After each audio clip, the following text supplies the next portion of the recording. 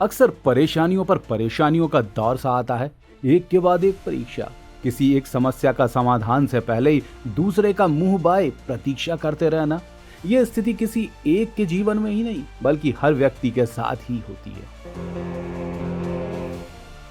लगता है तब, हे भगवान, मैंने तो सब कुछ उचित करने का प्रयास किया, फिर भी इन संकटों का सामना क्यों करना पड़ रहा है?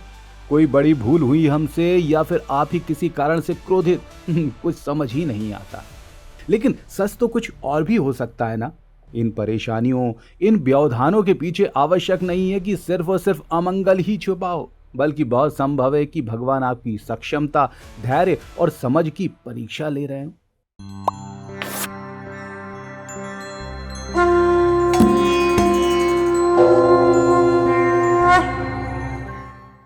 कथा है बड़ी दिलचस्प और ज्ञानवर्धक। प्रभु अपना 14 वर्ष का वनवास काट रहे थे, एक स्थान से दूसरे स्थान गमन कर रहे थे। इसी समय भगवान राम और लक्ष्मण को एक सरोवर दिखा। स्नान की मंशा लिए दोनों उस सरोवर की ओर बढ़ चले। सरोवर के निकट पहुंचते ही दशरथ पुत्रों ने अपने अपने धनुषों को तट पर ही गाड़ दिया ताकि वे स्नान के लिए सरोवर में उतर सकें।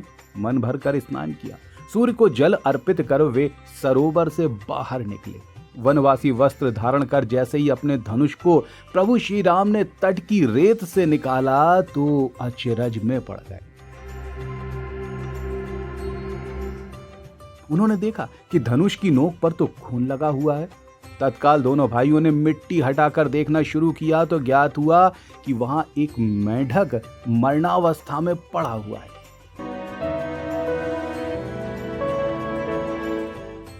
भगवान राम का हृदय तो करुणा से भर गया। रूंधे स्वर में मेंढक से कहा, तुमने आवाज क्यों नहीं दी? अरे कुछ हलचल या छटपटाहट से ही इशारा तो कर देते, कम से कम तुम्हें इस पीड़ा का सामना नहीं करना पड़ता। अरे जब कोई अन्य तुम्हारा शिकार करने की कोशिश करता है, तुम कष्ट में होते हो तो खूब आवाज लगाते हो ना, स्थिति से भागते हो, मदद के लिए छटपटाते हो। लेकिन आज मेरा धनुष घायल कर गया, फिर भी तुम मौन ही रहे। राम का स्वर और अधिक करुणा भाव में भीग गया था। अपने प्रभु की यह स्थिति देखकर मेंढक बोला, हे नाथ, हे करुणा के सागर, जब सांप पकड़ता है तब मैं राम राम चिल्लाता हूँ, इस आशा और विश्वास के साथ कि मेरे तारक प्रभु अवश्य पुकार सुनेंगे। कष्ट आता है तो विश्वास होता है कि पुरुषोत्तम साथ अवश्य देंगे। लेकिन आज जब देखा कि साक्षात भगवान श्री राम स्वयं धनुष गाड़ रहे हैं तो किसे पुकारता? बस इसे अपना सौभाग्य मानकर चुपचाप सहता रहा, ये सोचकर कि प्रभु की इस पीड़ा देने के पीछे भी कोई मंगलदायक मंशा ही छिपी होगी। ये कष्ट बस कुछ समय का ही तो होगा और आगे अति सुख की प्राप्ति। प्रभु मेंढक की बात सुनकर भाव विह्वल हो गए, आंखों से झरझर नैनांजल बह चला। हाथ इसने भाव से मेंढक के घाव पर चले गए। तत्काल प्रभु स्पर्श ने मेंढक की पीड़ा हर ली, सारे घाव स्वतः ही भर गए और शरीर में पुनः ऊर्जा का प्रवाह हो चला। वाकई सच्चे भक्त जीवन के हर क्षण को भगवान का आशीर्वाद मानकर उसे स्वीकार करते हैं।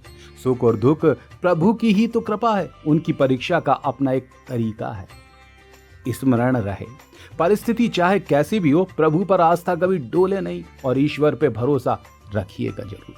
आपकी हर समस्या का समाधान अवश्य दूर होगा।